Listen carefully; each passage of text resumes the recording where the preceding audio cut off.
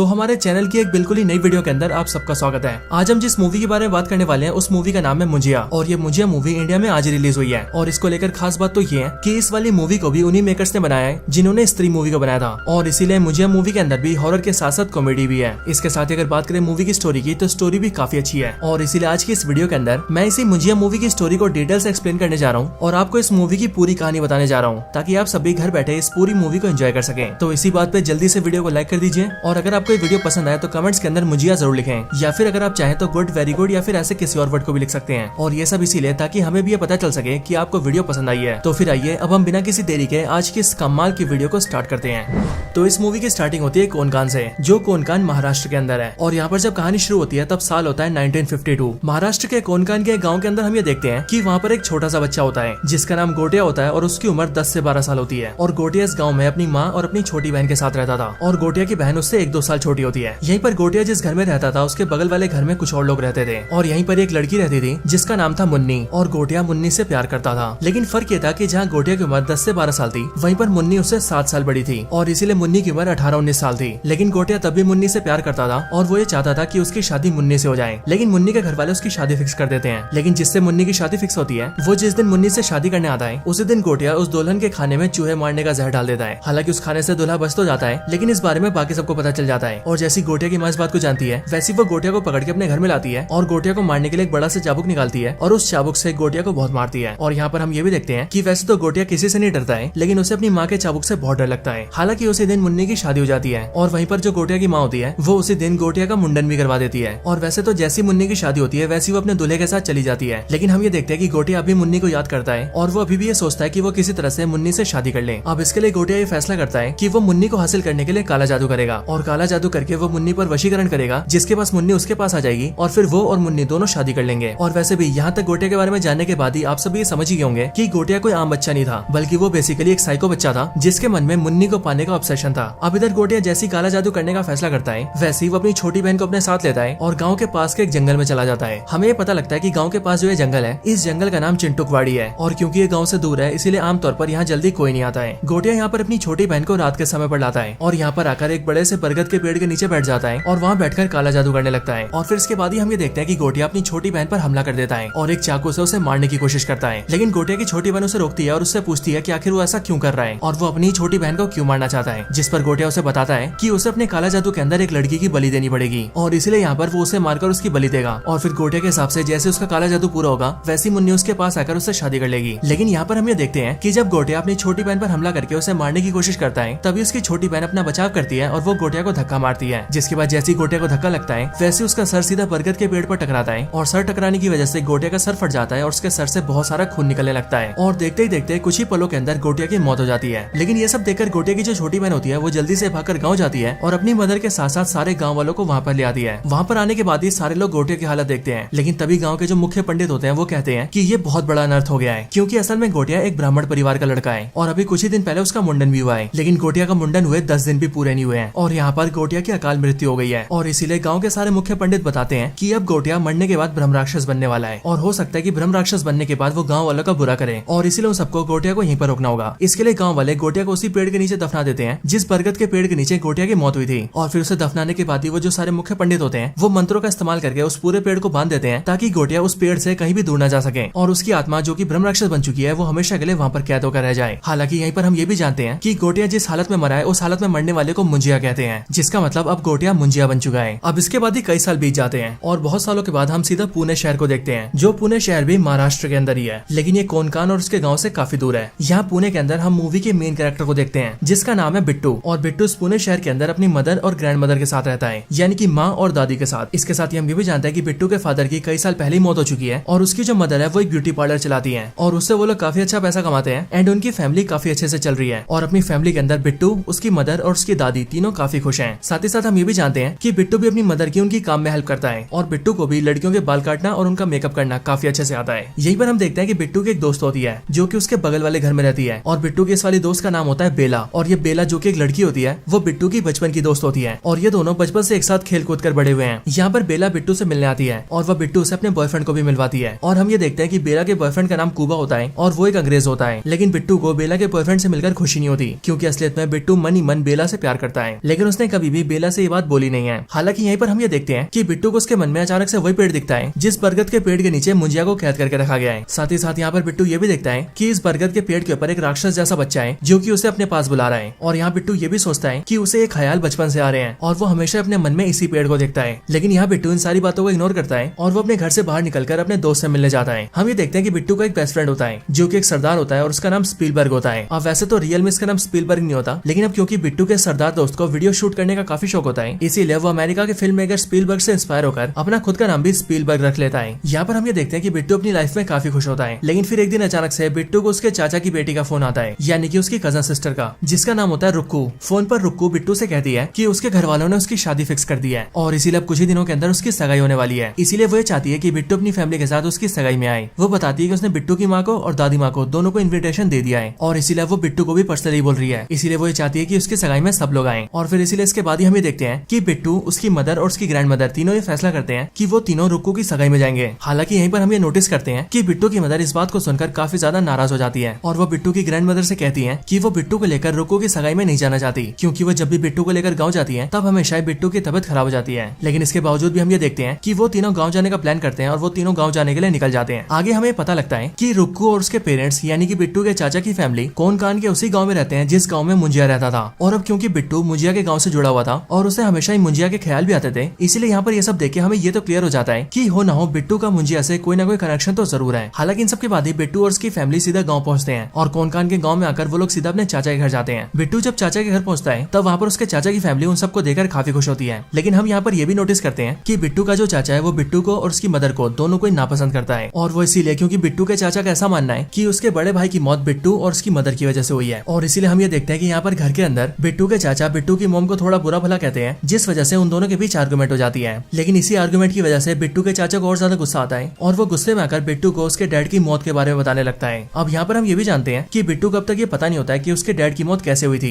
क्योंकि उसकी मदर और दादी ने इस बारे में उसे कभी कुछ नहीं बताया था। लेकिन यहाँ पर बिट्टू का चाचा गुस्से में आकर बिट्टू को सब कुछ बताने लगता है और वो बिट्टू से कहता है कि यहाँ हमारे गाँव के पास ही एक जंगली एरिया है जिसका नाम है चिंटुकवाड़ी, और वो चिंटुकवाड़ी हमारी पुश्तैनी जगह है। लेकिन उसी चिंटुकवाड़ी के अंदर एक बरगद का पेड़ है जो कि शापित है, क्योंकि बहुत साल पहले वहाँ पर एक लड़का मर गया था और अब गाँव वालों को ऐसा मानना है कि वो मुंजिया बन गया है, इसीलिए उसके डर से रात को वहाँ पर कोई भी नहीं जाता है। लेकिन आज से काफी साल पहले उसके बड़े भाई ने यानी कि बिट्टू के फादर ने उस चिंटुकवाड़ी को बेचने की कोशिश की थी। लेकिन अब क्योंकि उसके शापित होने के किस्से सबको पता है, इसलिए कोई भी चिंटुकवाड़ी को खरीदने को तैयार नहीं था, क्योंकि सबके मन में उस पेड़ का और मुंजिया का डर था। और इसी वजह से उसके बड़े भाई ने डिसाइड करा कि वो चिंटुकवाड़ी से उस पेड़ को ही काट देगा। लेकिन जैसे उसका बड़ा भाई उस पेड़ को काटने गया ताकि पेड़ के कटने के बाद ही वो ये साबित कर सके कि ना तो वो पेड़ शापित है और ना ही वहाँ पर कोई मुंजिया है, लेकिन जैसे उसका बड़ा भाई पेड़ को काटने गया वैसे अचानक से उसकी मौत हो गई और वो पास के समुद्र के अंदर डूब गया। और फिर इसके आगे बिट्टू का चाचा बिट्टू से कहता है, बिट्टू तुम जानते हो कि तुम्हारे पापा ने ये सब किसके लिए किया था? तुम्हारे पापा ने ये सब किया था तुम्हारी माँ के लिए, क्योंकि तुम्हारे पिता को तुम्हारी माँ का ब्यूटी पार्लर बड़ा करना था और उसे एक बढ़िया सा ब्यूटी पार्लर खोल के देना था, और इसी काम के लिए उन्हें पैसे चाहिए थे जिसके लिए वो चिंटुकवाड़ी बेचना चाहते थे। लेकिन उन समय उनकी मौत हो गई और इसीलिए उस दिन के बाद से मैं तुम्हारी माँ से बहुत नफरत करता हूँ, क्योंकि मेरा ये मानना है कि उन्हीं की वजह से मेरे बड़े भाई की मौत हुई है। और हाँ बिट्टू, क्योंकि तुम इस औरत के बेटे हो इसीलिए मुझे तुमसे भी नफरत है। अपने चाचा के मुंह से इन सारी बातों को सुनकर बिट्टू रोने लगता है और इसीलिए रोते हुए वो सीधा घर के बाहर आता है और बाहर आकर सीधा स्कूटी उठाता है और वहाँ से डायरेक्टली चिंटुकवाड़ी चला जाता है। और चिंटुकवाड़ी पहुंचकर वो उसी बरगद के पेड़ के आगे आ जाता है जहाँ पर उसके फादर की मौत हुई थी। इधर बाकी के घर वाले भी बिट्टू को ढूंढने लगते हैं और बिट्टू के चाचा जानकारी के लिए सारे गाँव वालों को फोन करते हैं, जिसके बाद उसके चाचा को पता लगता है कि गाँव के एक आदमी ने बिट्टू को चिंटुकवाड़ी में जाते हुए देखा था। बिट्टू का चाचा ये बात जानने के बाद ही परिवार वालों को बिट्टू के बारे में बताता है और वो सबसे कहता है कि बिट्टू चिंटुकवाड़ी के अंदर है। बट ये सुनकर बिट्टू की दादी बिट्टू के चाचा से कहती है कि वो जल्दी से चिंटुकवाड़ी जाए और बिट्टू को बचा कर लाए। लेकिन बिट्टू का चाचा ऐसा करने से मना कर देता है और वो बिट्टू की दादी से यानी कि अपनी माँ से कहता है कि रात के टाइम पर चिंटुकवाड़ी में कोई नहीं जाता है और इसीलिए वो भी वहाँ पर नहीं जाएगा। लेकिन ये सुनने के बाद ही बिट्टू की दादी ये फैसला करती है कि वो खुद ही चिंटुकवाड़ी में जाएगी और बिट्टू को बचा कर लाएगी, क्योंकि बिट्टू की दादी ये जानती थी कि चिंटुकवाड़ी में जाने से बिट्टू की जान को खतरा हो सकता है। हालांकि चिंटुकवाड़ी जाने से पहले हम ये देखते हैं कि बिट्टू की दादी अपना एक बक्सा खोलती है और बक्से के अंदर से एक चाबुक निकालती है और फिर यहाँ पर हम ये नोटिस करते हैं कि ये बिल्कुल वही चाबुक होता है जिस चाबुक का इस्तेमाल करके मुंजिया की माँ उसे मारा करती थी। हालांकि फिर इसके बाद ही हम ये भी जान जाते हैं कि असल में बिट्टू की जो दादी है वो मुंजिया की छोटी बहन है, यानी कि वही छोटी बहन जिसे मुंजिया ने मारने की कोशिश करी थी, लेकिन उस रात वो खुद ही मारा गया था। और इसके साथ ही यहीं पर हम ये भी जानते हैं कि बिट्टू के ख्यालों में उसे हर बार मुंजिया और वो बरगद का पेड़ भी इसीलिए दिखते हैं क्योंकि बिट्टू मुंजिया के वंशज का है और बिट्टू के अंदर भी मुंजिया के परिवार का ही खून है और इसीलिए मुंजिया अपने परिवार के लोगों को देख सकता है। यहाँ पर बिट्टू की दादी यानी कि मुंजिया की बहन ये जानती थी कि मुंजिया को अगर किसी से डर लगता है तो वो डर लगता है सिर्फ उसकी माँ के चाबुक से, और इसीलिए इसी चाबुक से उसे कंट्रोल किया जा सकता है। और इसीलिए यहाँ पर बिट्टू की दादी इस चाबुक को लेती है और चाबुक लेकर सीधा चिंटुकवाड़ी जाती है। चिंटुकवाड़ी पहुंचते ही जैसी वो बरगद के पेड़ के सामने आती है वैसी बिट्टू की दादी देखती है कि उस बरगद के पेड़ के ऊपर मुंजिया बैठा है, जो कि बिट्टू की दादी को देखते ही पहचान जाता है कि वो उसकी छोटी बहन है, और इसलिए मुंजिया उस पर हंसता है और वो उससे कहता है कि उसकी छोटी बहन तो बहुत बड़ी हो गई है। लेकिन यहीं पर बिट्टू की दादी मुंजिया से यानी कि अपने बड़े भाई से कहती है कि दादा प्लीज वो उसके पोते को छोड़ दे। अब यहाँ पर आप सब जानते होंगे कि मराठी के अंदर बड़े भाई को दादा कहते हैं, इसीलिए यहाँ पर बिट्टू की दादी मुंजिया को दादा कहती है। अगले पल बिट्टू की दादी देखती है कि मुंजिया ने अपने बरगद के पेड़ की शाखाओं से बिट्टू को बांध रखा है, और इसलिए बिट्टू की दादी जैसी बिट्टू को देखती है वैसी वो वहाँ जाती है और वो बिट्टू को छुड़ाने की कोशिश करती है। लेकिन मुंजिया ने टहनियों से बिट्टू को बांधा होता है, और इसलिए बिट्टू की दादी उन पर चाबुक मारती है। और यहाँ पर हम ये देखते हैं कि चाबुक के मार से न सिर्फ मुंजिया डरता है, बल्कि इस चाबुक की मार से मुंजिया को नुकसान भी होता है, और इसीलिए मुंजिया जल्दी से बिट्टू को छोड़ देता है। जिसके बाद बिट्टू की दादी बिट्टू को लेकर वहाँ से जाने लगती है। लेकिन जैसे वो लोग जा रहे होते हैं वैसे मुंजिया बिट्टू के पास आता है और वो उसकी पीठ पर अपना हाथ चिपका देता है। पर यह देखकर बिट्टू की दादी फिर से मुंजिया को मारती है, जिसके बाद चाबुक के लगते ही मुंजिया उसे छोड़ देता है और वो फिर से पेड़ पर चला जाता है। इसके बाद ही बिट्टू की दादी जल्दी से उसे लेकर चिंटू की वाड़ी से बाहर आती है, और वहाँ से काफी दूर आने के बाद ही बिट्टू उनसे पूछता है कि दादी आखिर ये सब क्या है, वो कौन था और आप उसे कैसे जानती थी, और आखिर आपको ये कैसे पता था कि उसे इसी चाबुक से डर लगता है। इन सब बातों को सुनने के बाद ही बिट्टू की दादी उसे सब कुछ बताती है और वो उसके सामने सारी सच्चाई को रख देती है। जिसके बाद बिट्टू ये जान जाता है कि वो मुंजिया असल में उसकी दादी का बड़ा भाई है और उसने अब तक क्या क्या किया है। मुंजिया के बारे में सब कुछ जानने के बाद ही बिट्टू भी काफी डर जाता है। लेकिन बिट्टू की दादी उससे कहती है कि उसे अब डरने की कोई जरूरत नहीं है, क्योंकि मुंजिया उस पेड़ से दूर कहीं नहीं जा सकता है, और इसीलिए बिट्टू को भी बस इस बात का ध्यान रखना है कि वो फिर से कभी भी उस पेड़ के पास न जाए। लेकिन इसके अगले पल में हम ये देखते हैं कि मुंजिया बिट्टू के सामने खड़ा होता है और वो इस टाइम पर उसकी दादी के पीछे होता है। मुंजिया को देखकर बिट्टू हक्का बक्का हो जाता है, क्योंकि कुछ टाइम पहले उसकी दादी ने उससे बोला था कि मुंजिया उस पेड़ से दूर कहीं नहीं जा सकता है, लेकिन अब वो उनके पास आ चुका है, और इसीलिए वहाँ पर आते ही मुंजिया सीधे बिट्टू की दादी की गर्दन पकड़ता है और वो झटके से उनकी गर्दन तोड़ के उन्हें मार देता है। और फिर यहीं पर ही हम ये समझ जाते हैं कि असल में बिट्टू के जाने से पहले मुंजिया ने जब उसके पीठ पर हाथ चिपकाया था तब उसके जरिए उसने बिट्टू की पीठ पर अपना निशान छोड़ दिया था, और इसीलिए बिट्टू के माध्यम से उसने अपने आप को बरगद के पेड़ से आजाद कर लिया, एंड दैट्स व्हाई वो कहीं भी मूव कर सकता है। लेकिन ये सब देखने के बाद ही बिट्टू बेहोश हो जाता है, और फिर इसीलिए कुछ टाइम बाद ही गाँव वाले उसे ढूंढते हुए आते हैं और वो बिट्टू को लेकर सीधा हॉस्पिटल जाते हैं। हॉस्पिटल आकर बिट्टू की आंखें खुलती हैं, और तब बिट्टू पूछता है कि उसकी दादी कैसी है, जिस पर उसके घर वाले उसे बताते हैं कि वहाँ चिंटू की वाड़ी से थोड़ी सी दूरी पर उसकी दादी की लाश मिली है, जिसका मतलब उसकी दादी मर चुकी है। हालांकि पुलिस ने इन्वेस्टिगेशन की है, और इसीलिए पुलिस का ऐसा मानना है कि शायद से उसकी दादी फिसल कर गिर गई होगी और इसीलिए उनकी मौत हो गई होगी। लेकिन असल में बिट्टू इस बात को जानता था कि उसकी दादी की मौत गिरने से नहीं हुई है, बल्कि उसकी दादी को मुंजिया ने मारा है। हालांकि बिट्टू इतना ज्यादा डरा होता है कि वो इस बारे में किसी को भी बता नहीं पाता है। लेकिन इसके बाद ही हम ये देखते हैं कि बिट्टू के जो चाचा होते हैं वो बिट्टू की मदर से झगड़ा करने लगते हैं, और वो फिर से बिट्टू की मदर को ब्लेम करते हैं कि पहले उसकी वजह से उसका भाई मर गया और अब उस औरत की वजह से उसकी माँ भी मर गई। लेकिन ये सब सुनकर बिट्टू की मदर को गुस्सा आता है, और इसीलिए वो बिट्टू को लेकर उस गाँव से निकल जाती है और बस पकड़ के सीधा पुणे आने लगती है। लेकिन बस में हम ये देखते हैं कि बिट्टू की पीछे वाली सीट पर मुंजिया होता है, और बिट्टू भी जैसी मुंजिया को देखता है वैसे वो बहुत डर जाता है। हालांकि यहाँ पर मुंजिया बिट्टू को बताता है कि उसे सिर्फ और सिर्फ बिट्टू देख सकता है और कोई भी नहीं, और वो इसीलिए क्योंकि बिट्टू की रगों में उसका खून दौड़ रहा है। हालांकि मुंजिया को देखकर बिट्टू काफी ज्यादा डर जाता है, लेकिन अचानक से मुंजिया गायब हो जाता है, और फिर आगे हम ये देखते हैं कि बिट्टू अपने घर आ चुका है। लेकिन घर आने के बाद जैसी रात होती है और बिट्टू सोने जाता है, वैसे मुंजिया उसके रूम में आ जाता है और वो बिट्टू से कहने लगता है कि मुन्नी को ढूंढो, मुन्नी को ढूंढो। लेकिन बिट्टू को उसकी बातें समझ नहीं आती और वो सिंपली उससे डरने लगता है। और अब क्योंकि बिट्टू मुंजिया के लिए उसकी बातें नहीं मान रहा था, इसलिए मुंजिया उसे पीटने लगता है। वो कभी बिट्टू को बिस्तर से गिरा देता है, कभी उसे उठाकर दीवार पे फेंक देता है, और कभी तो उसके ऊपर अलमारी गिरा देता है। लेकिन इन सब के बाद ही बिट्टू ये समझ जाता है कि मुंजिया उससे किसी मुन्नी को ढूंढने के लिए कह रहा है। लेकिन बिट्टू ऐसा करने से मना कर देता है, और वो सिंपली मुंजिया से कहता है कि उसने उसकी दादी को मार दिया है और इसीलिए वो उसकी कोई बात नहीं मानेगा। लेकिन बिट्टू जैसे ऐसा बोलता है वैसे मुंजिया जल्दी से बिट्टू की मदर के पास जाता है, और बिट्टू की मदर इस टाइम पर घर के बाहर खड़ी होकर बातें कर रही होती है। लेकिन तभी जहाँ पर बिट्टू की मदर खड़ी होती है उसके पास ही एक स्ट्रीट लैंप होता है, और मुंजिया उसी लैंप पर चढ़ जाता है और उसे तोड़कर बिट्टू की मदर के ऊपर गिरा देता है। लेकिन लकीली वो लैंप बगल में गिरता है, और इसलिए बिट्टू की मदर को कुछ भी नहीं होता है। लेकिन ये देखकर अब बिट्टू बहुत ज्यादा डर जाता है, और इसीलिए वो मुंजिया से कहता है कि वो जैसा बोलेगा वो वैसा ही करेगा। लेकिन मुंजिया उससे कहता है कि वो उसके पास रात को आया करेगा, और इसीलिए उसे मुन्नी को रात को ढूंढना पड़ेगा। एंड इसके बाद ही हम ये देखते हैं कि बिट्टू को ना चाहते हुए भी रोज रात को अपनी नींद खराब करनी पड़ती है, और घर के बाहर घूम घूम कर मुन्नी को ढूंढना पड़ता है। और इस पूरे टाइम के दौरान मुंजिया उसके कंधे पर बैठा रहता है, और जहाँ भी बिट्टू थोड़ा सा रुकता है और आराम करता है वहीं पर मुंजिया कभी उसे परेशान करने के लिए मारने लगता है, और कभी कभी वो उसके सामने दूसरों को मारने लगता है। इसलिए बिट्टू को परेशान होकर भी मुंजिया की बातें माननी पड़ती हैं। बिट्टू इन सबसे परेशान हो जाता है, और इसीलिए कुछ दिन बाद ही वो अपने सरदार दोस्त को सब कुछ बता देता है, यानी कि स्पीलबर्ग को। और वैसे तो स्पीलबर्ग को मुंजिया दिखाई नहीं देता, लेकिन वो मुंजिया की बातें सुन पाता है, इसलिए उसे भी बिलीव हो जाता है कि बिट्टू को सच में मुंजिया परेशान कर रहा है। बिट्टू स्पीलबर्ग से कहता है कि उन्हें किसी मुन्नी को ढूंढना है, क्योंकि उस मुंजिया को मुन्नी को ढूंढकर उसे शादी करनी है, और उसके बाद ही हमारा पीछा छोड़ेगा। अब इसके बाद ही वो दोनों दिमाग लगाते हैं, और स्पीलबर्ग बिट्टू से कहता है कि मुंजिया उसके गाँव का था, इसलिए हो सकता है कि मुन्नी भी उसके गाँव की हो। और फिर ये बात सुनते बिट्टू सीधा रुक्कू को फोन करता है,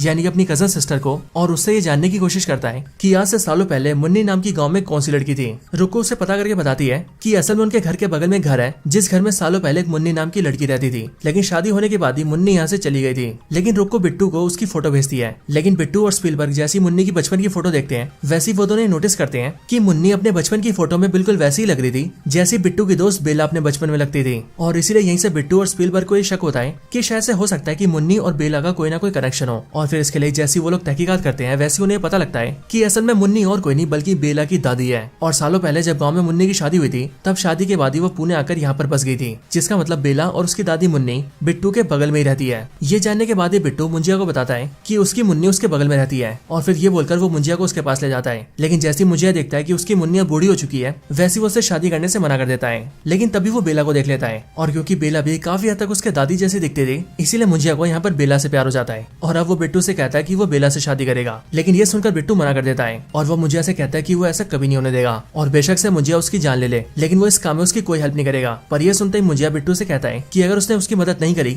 तो वो बिट्टू के सामने उसके चाहने वालों को मार देगा। वो बिट्टू की मदर को मार देगा, उसके सरदार दोस्त को मार देगा, बेला को मार देगा और बाकियों को भी मार देगा। और इसीलिए मुंजिया की बातें सुनकर बिट्टू डर जाता है और वो उस टाइम पर मुंजिया की बात मानने के लिए राजी हो जाता है। लेकिन अगले दिन जब सुबह होती है तब दिन का टाइम आते ही मुंजिया गायब हो जाता है। और वैसे यहाँ पर हमें ये चीज भी पता लगती है कि मुंजिया सिर्फ रात को ही आता है और रात को ही रहता है, बाकी दिन होते ही वो गायब हो जाता है और इसीलिए दिन के टाइम में वो कभी भी बिट्टू के पास नहीं आ सकता। यहाँ पर बिट्टू अब काफी ज्यादा परेशान हो जाता है और इसीलिए वो अपने सरदार दोस्त स्पीलबर्ग से हेल्प मांगता है। इसके बाद स्पीलबर्ग बिट्टू को लेकर सीधा भूत भगाने वाले एक आदमी के पास जाता है और भूत भगाने वाले ये आदमी और कोई नहीं बल्कि साउथ के फेमस एक्टर सत्यराज होते हैं, यानी कि अपने बाहुबली के कटप्पा। यहाँ पर आने के बाद बिट्टू और स्पीलबर्ग दोनों कटप्पा से मिलते हैं जिनका इस मूवी के अंदर नाम होता है एल्विस प्रभाकर और इसीलिए आसानी के लिए हम यहाँ पर सिर्फ इन्हें एल्विस बोलेंगे। एल्विस से मिलने के बाद ही वो उन्हें सब कुछ बताते हैं और फिर इसके बाद ही बिट्टू एल्विस को अपनी पीठ पर का निशान दिखाता है और बिट्टू की पीठ पर एक हाथ का निशान होता है और ये हाथ का निशान मुंजिया का होता है। यहाँ पर एल्विस जैसे इस हाथ के निशान को देखता है वैसे वो समझ जाता है कि ये निशान मुंजिया का है और इसीलिए वो बिट्टू से कहता है कि तुम्हें जो परेशान कर रहा है वो मुंजिया है। उनके मुंह से इस बात को सुनते ही बिट्टू हैरान रह जाता है क्योंकि बिट्टू अपने मन में ये सोचता है कि उसने अभी तक उन्हें खुद से मुंजिया के बारे में बताया नहीं था, लेकिन एल्विस ने मुंजिया के हाथ का निशान देखते ही मुंजिया के बारे में पता लगा लिया। इसके बाद एल्विस अपने रूम से एक बड़ा सा स्क्रोल लेकर आता है और उसके अंदर काफी सारे पुराने पेपर्स होते हैं जिनके अंदर पुरानी कथाएं लिखी होती है और उन पर कई सारी चित्रकला बनी होती है। वो सब दिखाकर एल्विस उन्हें बताता है कि पुरानी कथाओं के हिसाब से मुंजिया एक पावरफुल भूत होता है। असल में जब भी किसी ब्राह्मण बच्चे का मुंडन होता है और वो अपने मुंडन होने के 10 दिन के अंदर ही मर जाता है तब वो एक ऐसा ताकतवर ब्रह्म राक्षस बनता है जो कि मुंजिया कहलाता है। और वैसे तो मंत्रों के इस्तेमाल से मुंजिया को कैद किया जा सकता है, लेकिन अगर उस मुंजिया को कोई ऐसा इंसान मिल जाए जो कि उसी के परिवार या वंशज का हो तो मुंजिया उसके जरिए खुद को कैद से निकाल सकता है। और सिर्फ यही नहीं, उसके मन में जो इच्छा बाकी रह गई है वो अपनी उस वाली इच्छा को पूरा करने के लिए भी उस आदमी का इस्तेमाल कर सकता है। और इस टाइम पर तुम्हारा मुंजिया तुम्हारे साथ ऐसे ही कर रहा है। लेकिन ये सब सुनने के बाद ही बिट्टू एल्विस से पूछता है कि अब आखिरकार मुंजिया क्या करना चाहता है और एक्चुअली में हम लोग उसे रोक कैसे सकते हैं। इस पर एल्विस उसे बताता है कि ये मुंजिया बहुत ज्यादा शक्तिशाली होते हैं और इसीलिए जब तक ये अपने ब्रह्म राक्षस के रूप में तब तक इन्हें मारा नहीं जा सकता है। लेकिन हाँ, तुम जिस मुंजिया की बात करे उसे शादी करनी है और शादी करने के लिए उसे एक विधि को अपनाना पड़ेगा। इस विधि को करने के लिए वो तुमसे कहेगा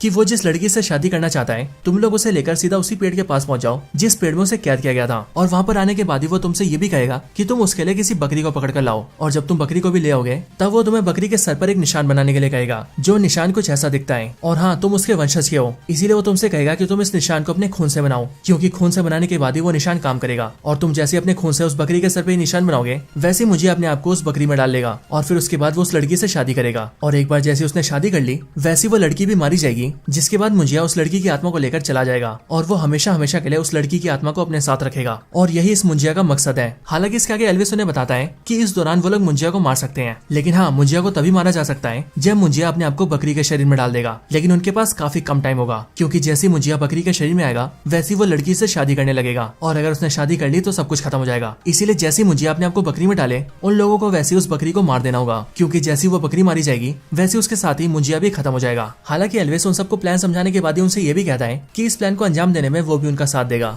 अब इसके बाद ही बिट्टू ये समझ जाता है कि अब उसे क्या करना है और इसीलिए जैसे इसी रात को मुंजिया उसके पास आता है वैसे वो मुंजिया से कहता है कि वो मुंजिया की शादी बेला से करवाने के लिए राजी है और वो शादी करवाने के लिए बेला को गाँव लेकर जाएगा। इसके बाद ही बिट्टू बेला से मिलता है और वो बेला के सामने बहाना करके उसे अपने गाँव लाने के लिए राजी कर लेता है। जिसके बाद बिट्टू, बेला और उसका दोस्त स्पीलबर्ग तीनों उसके गाँव जाते हैं। बेला को गाँव लाने के बाद बिट्टू उसे नारियल पानी पिलाता है, लेकिन वो उस नारियल पानी में शराब मिला देता है, जिस वजह से जैसी बेला उसे पीती है वैसी बेला नशे में आ जाती है और इसलिए बिट्टू जल्दी से बेला को लेता है और अपने दोस्त स्पीलबर्ग के साथ मिलकर सीधा चिंटूकवाड़ी में आता है। हालांकि इन सब के दौरान ही हम ये देखते हैं कि गांव में बिट्टू की जो कजन सिस्टर होती है यानी कि रोको, वो भी मुंजिया को देख लेती है और अब क्योंकि वो भी सेम खानदान से हैं इसलिए वो भी मुंजिया को देख पाती है। इसलिए बिट्टू रोको को सब कुछ समझाता है और उसे भी अपने प्लान में शामिल कर लेता है। जिसके बाद ही वो सब लोग मिलकर एक बकरी उठाते हैं और सारी चीजों को लेकर सीधा बरगद के पेड़ के नीचे पहुंचते हैं। और यहाँ पर आने के बाद ही जैसा एल्विस ने बोला था मुंजिया बिल्कुल वैसा ही बोलता है और वो बिट्टू से कहता है कि वो बकरी के सर पे अपने अपने खून से इस तरह के निशान को बना दे। और फिर बिट्टू जैसे अपने खून से उसके सर पे ऐसा निशान बनाता है, वैसी मुंजिया बकरी की बॉडी में अपना शरीर डाल लेता है। लेकिन जैसे वो बकरी की बॉडी में आता है और शादी करने आता है, वैसे बिट्टू उस बकरी को पकड़ लेता है और वो उसे काटने लगता है। लेकिन वो उस पर हमला करता है कि उससे पहले हम ये देखते हैं कि बेला जो कि नशे की हालत में थी,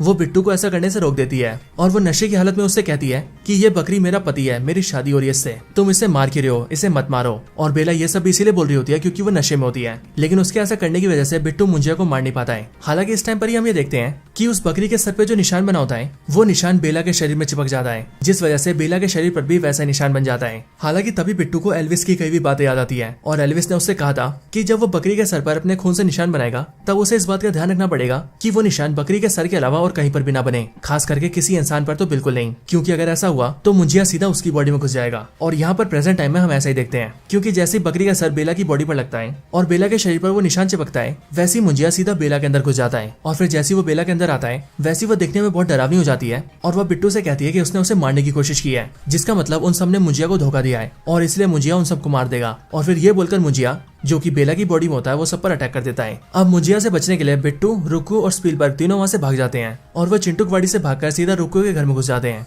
लेकिन मुंजिया पीछा करते हुए वहां भी पहुंच जाता है। अब हालांकि मैं आपको बता दूं कि वैसे तो ये काफी हॉरर सीन होता है, लेकिन जैसा कि स्त्री मूवी के एंड में हमने देखा था कि वहाँ हॉरर के साथ साथ कॉमेडी भी हो रही थी, ठीक बिल्कुल वैसे ही यहाँ पर भी हॉरर के साथ साथ काफी कॉमेडी हो रही होती है। इसी टाइम पर बिट्टू एल्विस को भी अपने पास बुला लेता है। हालांकि इस टाइम पर ही हम ये देखते हैं कि इन सारी भागा दौड़ी के दौरान ही वो निशान बिट्टू के चाचा के सर पर भी बन जाता है, जिस वजह से मुंजिया बेला की बॉडी से निकलकर सीधा बिट्टू के चाचा की बॉडी में घुस जाता है और अब उसके बाद ही वो सब पर हमला करने लगता है। सबको ठिकाने के बाद ही मुंजिया, जो कि बिट्टू के चाचा की बॉडी में था, वो सीधा बेला को पकड़ता है और उसे लेकर सीधा चिंटूकवाड़ी में जाता है। लेकिन ये देखकर बिट्टू उनका पीछा करता है और वो उनके पीछे पीछे जाता है। हालांकि रास्ते में वो उसी जगह पर पहुंच जाता है जिस जगह पर मुंजिया ने उसकी दादी को मारा था। लेकिन वहां पर आते बिट्टू ये देखता है कि उसकी दादी के हाथों में जो चाबुक होता है, वो बिल्कुल उसी जगह पर होता है जिस जगह पर उसकी दादी की मौत हुई थी। और जाहिर है ये चाबुक जैसी छड़ी वही छड़ी होती है जिससे कि मुंजिया को नुकसान पहुंचाया जा सकता है। और इसीलिए बिट्टू उसे उठा लेता है और उसे लेकर सीधा चिंटूकवाड़ी में पहुंचता है। चिंटूकवाड़ी में पेड़ के पास आते ही वो देखता है कि वहां पर मुंजिया बेला से शादी करके उसकी आत्मा को अपने साथ ले जाने की तैयारी कर रहा है। लेकिन तभी ये सब देखकर वो बेला को बचाने की कोशिश करता है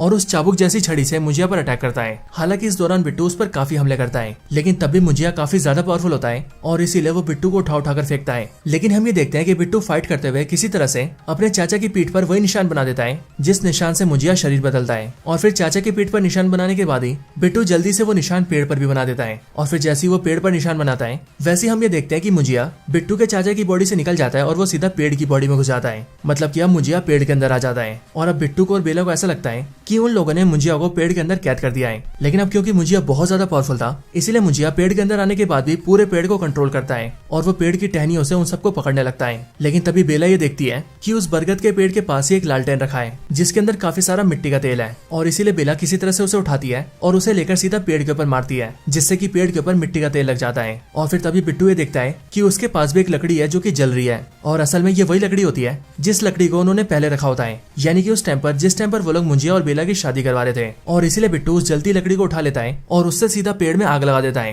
पेड़ में जैसी आग लगती है वैसे हम ये देखते हैं कि पूरा पेड़ जलने लगता है और पेड़ के साथ साथ मुंजिया भी जलने लगता है। और इसीलिए बिट्टू मुंजिया की पकड़ से खुद को छुड़वा लेता है और वो बेला के साथ सीधा पेड़ से काफी दूर आ जाता है, जिसके बाद वो और बेला दोनों चिंटूकवाड़ी से निकल जाते हैं। और इधर ये पेड़ काफी ज्यादा जल जाता है और हमें दिखाया जाता है कि अब मुंजिया खत्म हो चुका है। इसके बाद सब कुछ ठीक हो जाता है और बिट्टू भी बेला को लेकर पुणे आ जाता है। पुणे आने के बाद ही बेला उसे बताती है कि अब वो अपने काम के सिलसिले में ब्राजील जा रही है और इसीलिए वो कई साल बाद वापस आएगी। लेकिन बेला के जाने से पहले बिट्टू उसे आई लव यू कहता है और वो बेला से कहता है कि वो उससे सालों से प्यार करता है। लेकिन यहाँ पर बेला बिट्टू से कहती है कि वो बिट्टू से प्यार नहीं करती और वो बिट्टू को अपना दोस्त समझती है। पर यह सुनकर बिट्टू से कहता है कि अगर वो उसे अपना दोस्त मानती है तो वो उसका दोस्त बनकर ही रहेगा, क्योंकि वो मुंजिया नहीं है जो उससे जबरदस्ती शादी करेगा। और फिर उसके ये बोलने के बाद ही ये सीन चेंज होता है और हम डायरेक्टली मुंजिया के पेड़ को देखते हैं। यहाँ हम ये देखते हैं कि मुंजिया के पेड़ की कटाई चल रही है और कुछ लोग मिलकर इस पेड़ को काट रहे हैं। लेकिन अगले पल हम ये जानते हैं कि मुंजिया मरा नहीं है और वो अभी भी जिंदा है और हमें यहाँ पर मुंजिया की झलक भी दिखती है। लेकिन इसके बाद ही मूवी एंड हो जाती है। लेकिन हाँ दोस्तों, अगर आप सभी ने स्त्री मूवी देखी है तो वहाँ पर आप सबने नोटिस किया होगा कि उस मूवी के एंड में भी स्त्री जिंदा बच जाती है और इसीलिए यहाँ पर भी इस मूवी में दिखाया गया है कि यहाँ पर भी मुंजिया जिंदा बच गया है। सो इसीलिए हो सकता है कि आने वाली मूवीज के अंदर इन सब का एक साथ इस्तेमाल किया जाए। अब हालांकि जैसी इस मूवी की स्टोरी एंड होती है वैसी मूवी के एंड सीन में एक पोस्ट क्रेडिट सीन आता है और ये वाला पोस्ट क्रेडिट सीन भेड़िया मूवी से कनेक्टेड होता है, क्योंकि पोस्ट क्रेडिट सीन के अंदर हम वरुण धवन को देखते हैं जो कि अभी कुछ टाइम पहले ही भेड़िए से इंसान बने होते हैं और इसीलिए यहाँ पर वरुण धवन के पास उसका दोस्त जाना आता है और वो उसे कपड़े देता है। लेकिन इसके बाद ही मूवी खत्म हो जाती है। सो दोस्तों यही थी वीडियो मुझिया मूवी की स्टोरी के ऊपर। आप सभी को इस मूवी की स्टोरी कैसी लगी ये आप मुझे कमेंट्स के अंदर जरूर बताएं, और अगर आप सभी का कोई और रिकमेंडेशन हो तो आप वो भी मुझे कमेंट्स के अंदर बता सकते हैं। बाकी वीडियो पसंद आई हो तो इसे लाइक जरूर करें, चैनल को सब्सक्राइब नहीं करा तो अभी के अभी सब्सक्राइब करें, वीडियो को शेयर करना चाहते हैं तो ज्यादा से ज्यादा शेयर करें, एंड आप सभी इसी तरह से हंसते और मुस्कुराते रहें। बाकी मैं आपसे मिलता हूँ ऐसे किसी